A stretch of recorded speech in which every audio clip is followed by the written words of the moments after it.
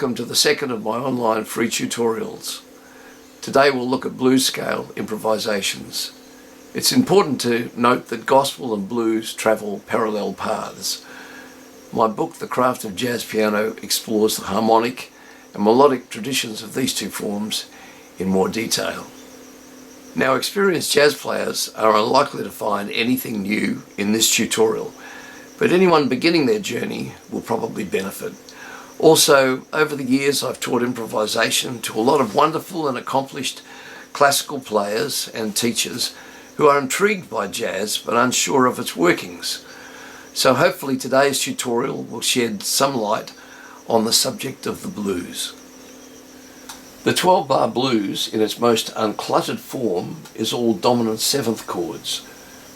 This type of structure, major triad, flat 7 on top. In a blues in C, for instance, the first 4 bars are C7, we'll call that the 1-7 chord. Bars 5 and 6 are F7, the 4 chord, once again a dominant 7th structure.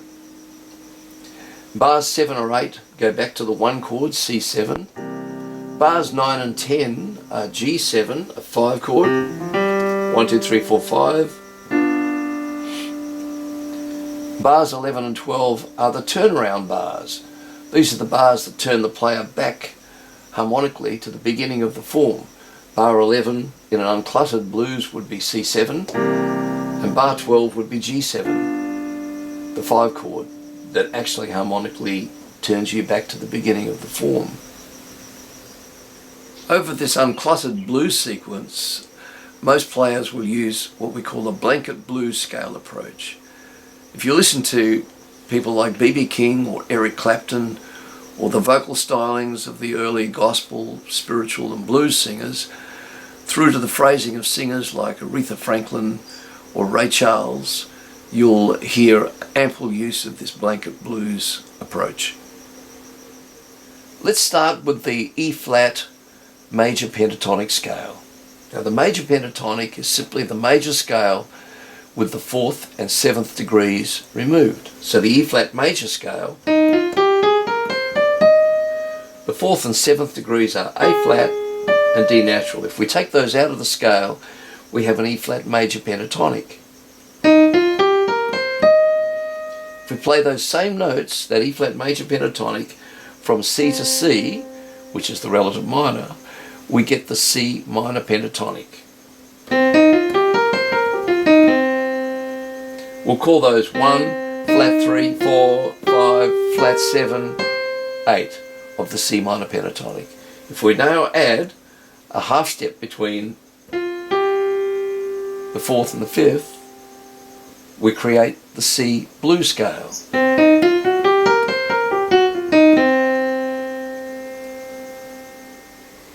Let's talk about something that we can think of as an inverted pedal.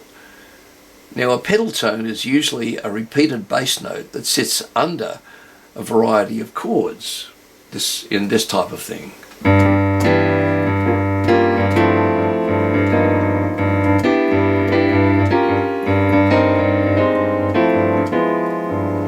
That's a G pedal. Now, we can think of an inverted pedal in a blues scale as a repeated tone that sits above a variety of blues scale melody notes.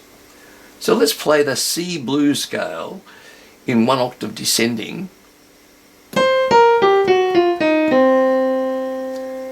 And let's keep an inverted pedal. Let's keep C as the repeated tone.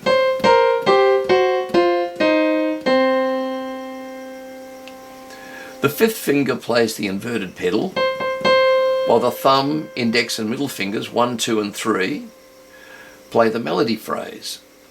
As the melody moves away from the pedal, another pedal can be chosen.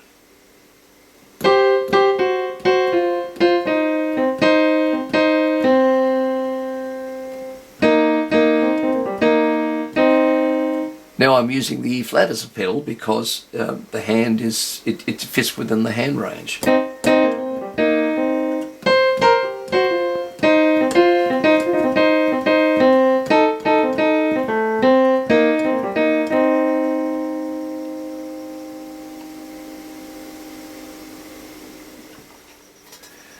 We can add grace notes, or sometimes called crush tones, to our blues phrases. So if we look at the inverted pedal, the inverted pedal is C, sitting over the blues notes G, F sharp and F. If we add crush tones or grace notes, it sounds like this.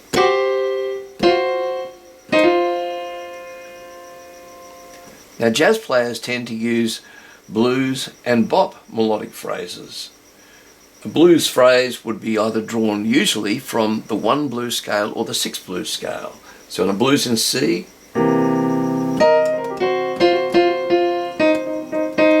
the 1 blues scale or the 6 blues scale. Now a bop approach tends to specifically target the chord tones of the particular chord that is being played over. So a C7, the chord tones are 1, 3, 5, flat 7. So a bop scale in its simplest form would sound like this. 3, 1, flat 7, 5, 3, 1. So placing the chord tones on strong rhythmic areas so that we're targeting the chord tones. But players playing bebop phrases will often make that a bit more subtle by throwing it out of sync with the line, by doing things like enclosing a chord tone. 1 and 2, and then grammatically enclosing the flat 7.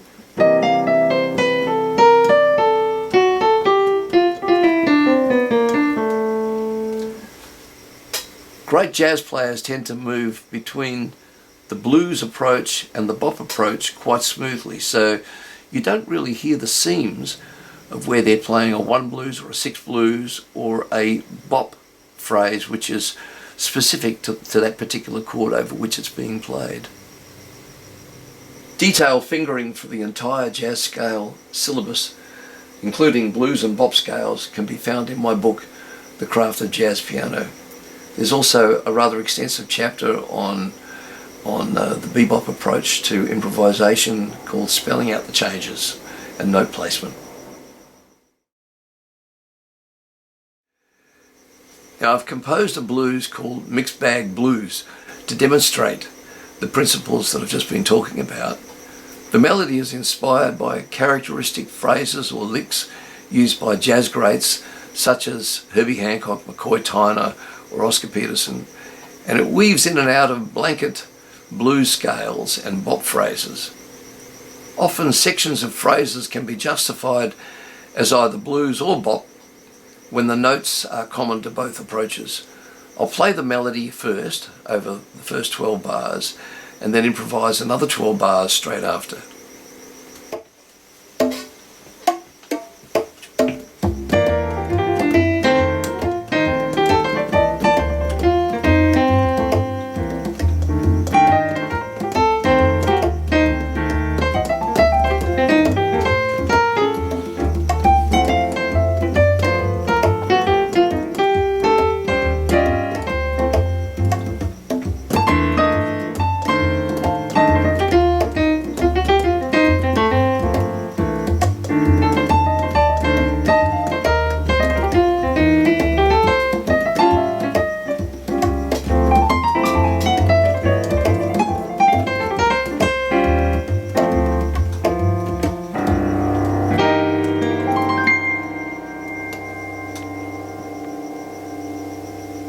Okay, thanks for tuning in.